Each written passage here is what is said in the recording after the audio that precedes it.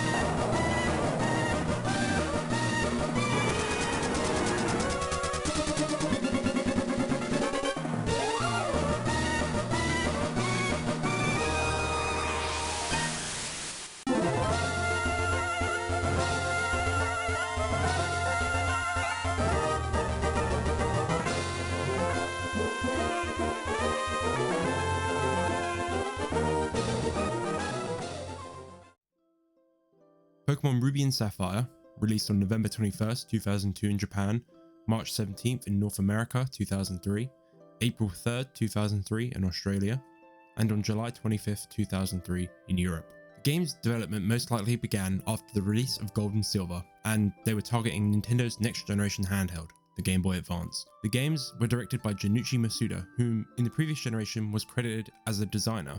So was he up to the task? Well, he already had experience in this role. Somewhere in 1997 or 98, series creator Satoshi Tajiri left Pokemon. Why? Well, it's not known. So Masuda actually worked on Silver and Gold as a director, finishing the games up. This is why the demo and final version of Gold and Silver appears so different. So he took the director role for Ruby and Sapphire. Ken Sugimori returned as an artist, were the first games in which he did not draw all the art, with the other artists pulling it from their unique experiences for creating the Pokemon. And yeah, it shows in Generation 3, with the Pokemon variety being way more varied. Generation 1 and 2 felt very coherent, with all following a very similar style, but Gen 3 Mons, while all following the same art style, all had their own flavour, and this was to the benefit of Pokemon. Masuda stated that the key aspect of the Pokemon games was the communication between players, and yeah, trading and battling your friends is what made Pokemon so fun, so he did understand what made Pokemon so special to begin with. With the game's release, it was received very positively, with an aggregate score on game rankings of 84% and Metacritic with 82%, with many 9s and 10s across publications. IGN gave it a 9.5 out of 10, with them later giving it the number 10's top spot on their 25 GBA games of all time. Many publications loved the games, but some comments were made about the games being too formulaic, too easy, and not looking that much better than Gold and Silver. GamePro, what are you waffling about? The music was annoying at times as well. Game Zone, huh? Another big complaint was the inability to transfer Pokemon from previous games to this one, and yeah, this is a big issue. But there is a key reason to this. The games mechanically are very different, with many new mechanics in place, and implementing transfer probably caused some headaches at Game Freak, so it was scrapped. Other than that, the game's development was smooth sailing, releasing on time. What's my opinion? Well, I love Ruby and Sapphire. They are, in my opinion, when the games truly found their identity, with a very simple, nice art style, and some pretty cool Pokemon designs, a fun world to explore, a decent story, and fun battles throughout the game. But let's dive a little deeper. Junichi Masuda stated that the art style was kept simple to appeal to as many people as possible. And yeah, the GBA is definitely capable of more impressive visuals, but I like the simple style of Pokemon Ruby and Sapphire. Especially when playing on a GBA, they just pop and it feels warm and cozy. Music also bangs this generation, with Junichi Masuda, Go Ichinose, and Morikazu Aoki all composing the music, and some great tracks were made, such as the Game Corner theme,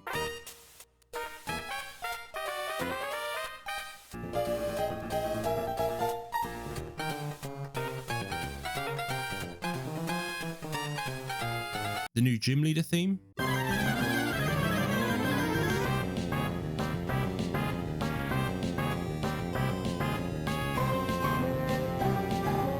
Lily Cove City theme,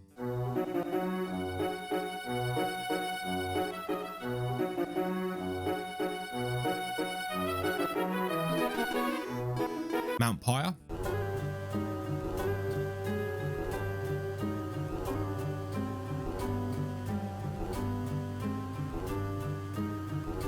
The Reggie Trio theme.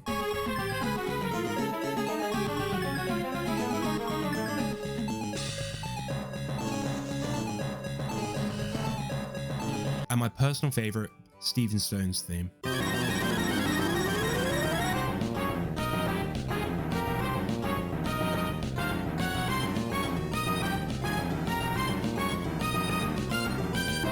The music throughout the game has a completely different feel to it, with the assistance of many trumpets, helping to differentiate it from the previous games, with the overworld themes being some of the best in the series. And it fits with the new direction of Pokemon. Pokemon was meant to end with Generation 2, as that was all that was initially planned by Tajiri, as he saw Generation 2 as the expansion and a complete vision, but business is business, baby. So the Pokemon Company wanted more, and that's how the third generation came along. The games had the new Hoenn region to explore, with it being based on Kyushu, a completely new area of Japan, with Kanto being based on the Kanto region and Johto the Kansai region.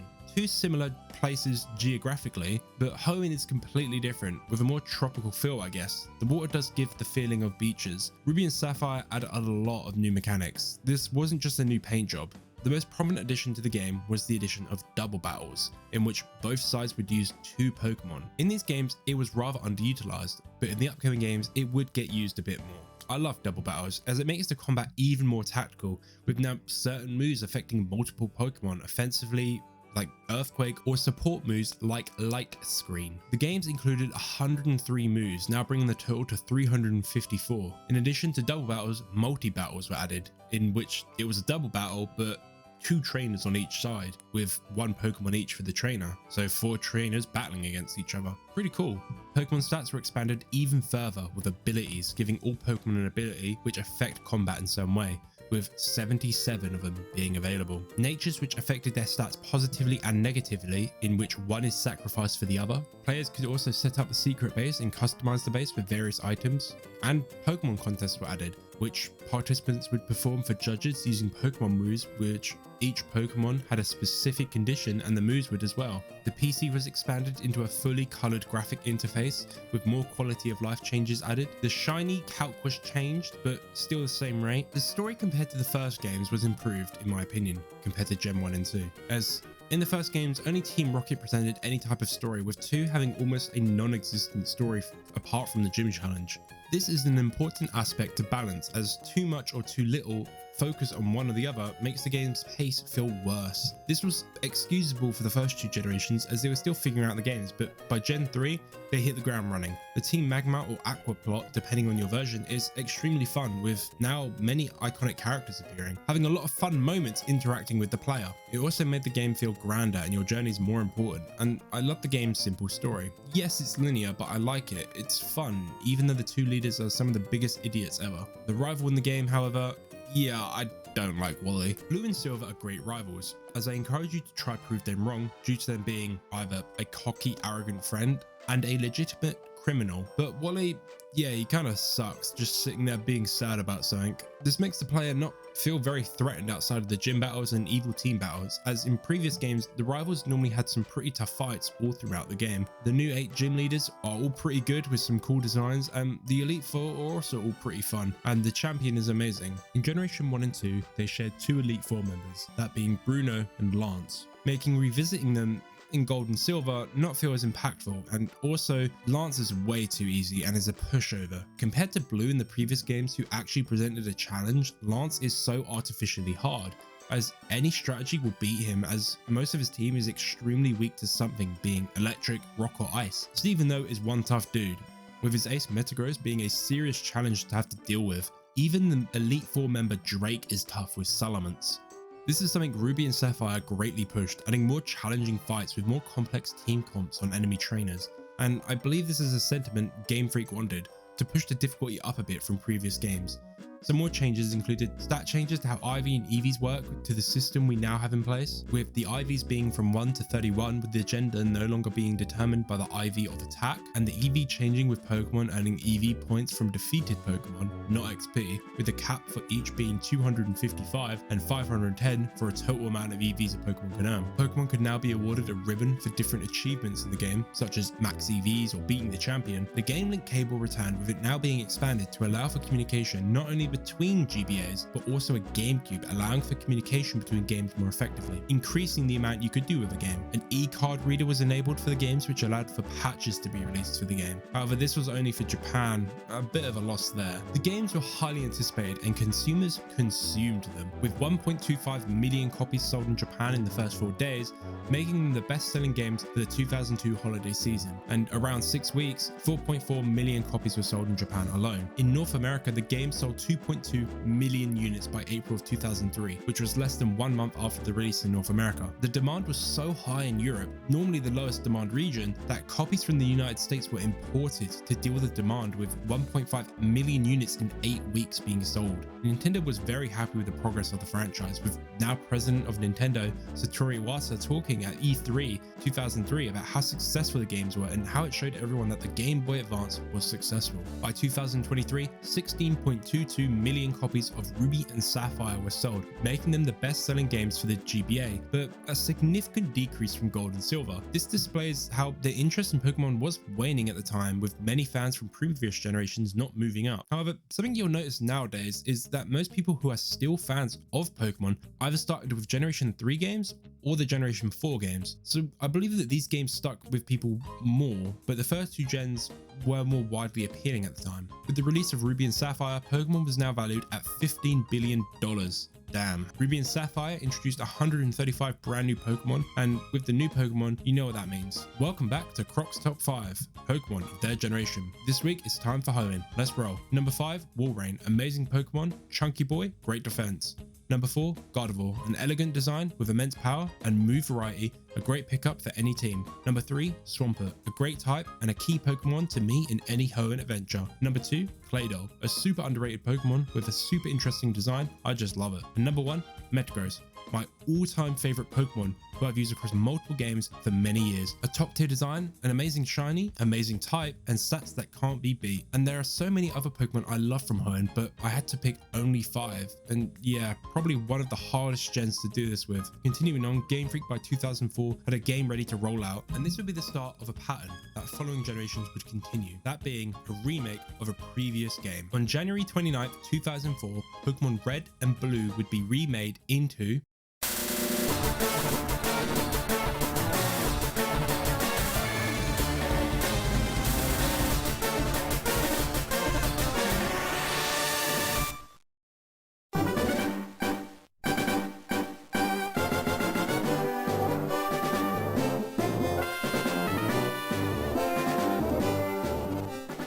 Game Freak decided to take the games from Generation 1 and bring them up to the current standards at the time, having remade all the characters, art, maps, and music. In addition to remaking everything, Game Freak decided to add even more on top, with things such as adding a new female playable character, that being Leaf, as Ruby and Sapphire had a male and female, so Fire Red, Leaf Green would need to follow suit. They added a new region in the Sevi Islands, a post-game area, so even people who did play Red and Blue still had new content to play, and all improvements in Ruby and Sapphire were brought over, and then some of these were then modified further. Fire Red and Leaf Green were able to connect to Ruby and Sapphire, mainly the issue of some Kanto and Johto Pokemon not being available, as the Sevi Islands allowed for Johto Pokemon to be caught. The game scored an 82 on game rankings and an 81 on Metacritic, slightly lower, and sales were lower as well, with only 885,000 copies being sold in Japan in its first week. But this was probably due to them being remakes of older games, as people who have played them already may skip them entirely due to them being the same game. They're not really, but casuals don't see it that way. The game sold over 1 million copies in the US, showing there was a hunger for these games still, and overall the game sold 11.82 million copies by 2008. Still very good, but yeah, decrease is occurring. I really love Fire Red and Leaf Green, and to me they are the definitive version of the Kanto games. Adding enough to help elevate the games, but keeping enough the same to keep the experience intact. But wait, there's more. Game Freak couldn't help themselves and released in Japan on September 16th, 2004, the third version of Hoenn with You've mastered every Pokemon move. Sleep powder. Rock throw. Confuse ray.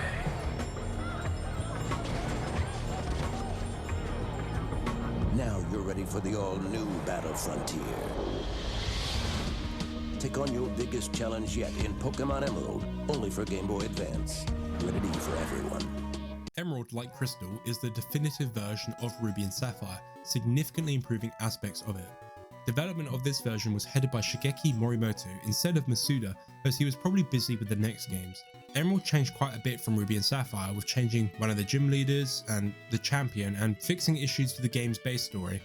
The game's story included both Magma and Aqua, so it felt even more cohesive and had more battles to engage with. A new facility with fun battles which are actually quite challenging, pushing you to think and not being able to easily coast them. However, Emerald to me made a massive mistake, and that was with replacing Steven Stone with Wallace as the champion. Just look at their teams. Steven's team consisted of Skarmory, Claydol, Armaldo, Cradily, Aggron, and Metagross, all pretty tough Pokemon, with his ace being a serious threat. Wallace's team consisted of Wailord, Tentacruel, Ludicolo, Whiscash, Gyarados, and Milotic. Both have solid teams, but Wallace was a water-type trainer, and Hoenn already had a serious love for this type.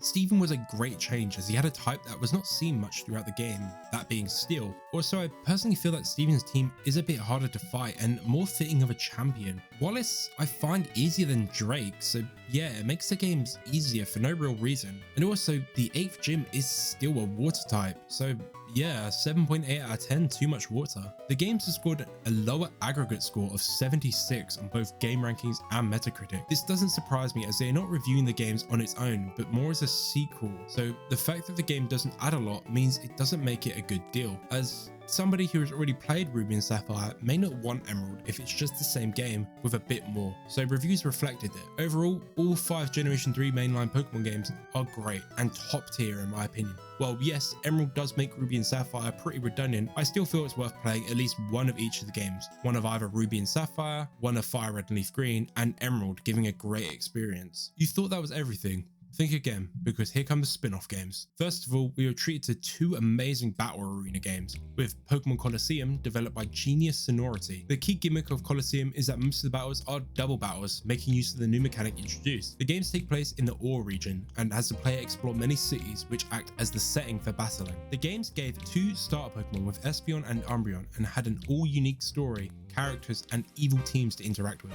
These RPGs are completely different to the handheld, as the initial idea of Pokemon being social wouldn't work properly at the time on consoles, so a different style of RPG was created, mirroring games such as Final Fantasy VII and Persona 2 at the time, a focus on combat with a deeper story. Pokemon capture was also significantly reduced, with only a select number of Pokemon being capturable in the game, with Shadow Pokemon being the gimmick of the game, with most being unobtainable in the Gen 3 mainline games. The game also allowed, just like the Stadium games, to transfer Pokemon to it, and allow you to use Pokemon caught in the mainline games with the new sparkly 3D visuals. I always liked this about all the battle arena games, as it made Pokemon battling feel more grand. Colosseum is a fun game, scoring 73 on Metacritic and game rankings, with a lot of critics saying that these games are too simple and not a full experience on its own. And yeah, it would be cool if these games could be played fully on their own, but taking away the transfers hindered them a lot. This was seen on the Switch when the Stadium games came to NSO. The game sold pretty well, with 2 million copies being sold, which is good for a GameCube game, but not a Pokemon game. However, Generation 3 got 2 battle arena games, with the other one being Pokemon XD Gale of Darkness. This game acted as Colosseum's successor and a sequel, developed again by Genius Software. They released the game on August 4th, 2004 in Japan, and in the following years the rest of the region, similar to previous Pokemon games. The main gimmick of the game was its heavy focus on the aforementioned Shadow Pokemon, with even the box legendary Lugia receiving a special variation. In addition to this, the game would tease Generation 4 with Munchlax and Bonsly appearing in the games. XD played relatively similar to Colosseum, the snagging mechanic for Shadow Pokemon and the overall structure, but going slightly more in the mainline direction. A few more Pokemon were capturable, but still nowhere near as many as the mainline games. The games were more mixed on reviewers, with a 66 on game rankings and a 64 on Metacritic. Many criticized the game for being too similar to the previous game. And yeah, it is a bit too similar, but I think it added quite a bit, and the price nowadays, I wish I could rationalize spending that kind of money. The game would be monetarily successful with over 1 million copies being sold as of 2006. Available as a bundle with Colosseum, Pokemon Box Ruby and Sapphire could be purchased. Released on May 30th, 2003, this game allowed you to store up to 1,500 Pokemon. For what purpose? Organized Pokemon. Yeah, it didn't really have a purpose other than being able to transfer Pokemon more efficiently between games and store a lot. Not really a game. Okay, moving on. Let's rapid fire some of the spin-off games. First up, Pokemon Pinball Ruby Sapphire, the sequel to Pokemon Pinball, now on the GBA. Pokemon Dash on the DS. Pokemon Trozy on the DS.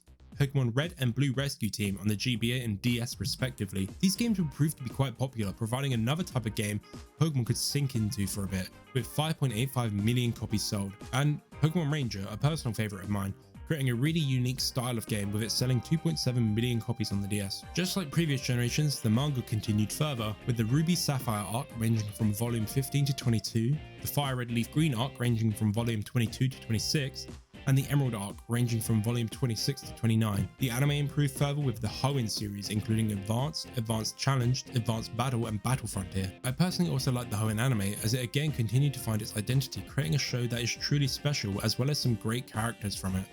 And with the anime, 4 movies followed, including Jirachi Wishmaker, Destiny Deoxys, Lucario and the Mystery of Mew, and Pokemon Ranger and the Temple of the Sea. Again, teasing the next generation with plenty of Sinnoh Pokemon appearing in some of the movies. This generation saw a rather large decrease in the amount of brands wanting to collab with the property, but with the obvious ones still wanting things such as toys and clothing, such as Wendy's, but not as much food collabs this generation like the Heinz Spaghetti. The TCG also continued with 16 sets, including EX Ruby Sapphire, EX Sandstorm, EX Dragon, EX Team Magma vs Team Aqua, EX Hidden Legends, EX Fire Red and Leaf Green, EX Team Rocket Returns, EX Deoxys, EX Emerald, EX Unseen Forces, EX Delta Species, EX Legend Maker, EX Holon Phantoms, EX Crystal Guardians, EX Dragon Frontiers, and EX Power Keepers. That's quite a lot, with EX cards playing an obvious bigger role in the TCG. I'm not super into the TCG, but collecting them, yeah, a bit. And on September 27th, 2006, Generation 3 would come to a close. In conclusion, Generation 3 is a real big highlight overall for the franchise, with many lifelong fans starting on these games. Me, I love this generation, but it would not be my first one. And on September 28th, Generation 4 would begin. Hey, thanks for watching, and I hope you enjoyed. If you did, leave a like. I plan on having Generation 4 out sometime soon, so subscribe if you want to see that. Again, thank you for watching. See you around. Crocodile.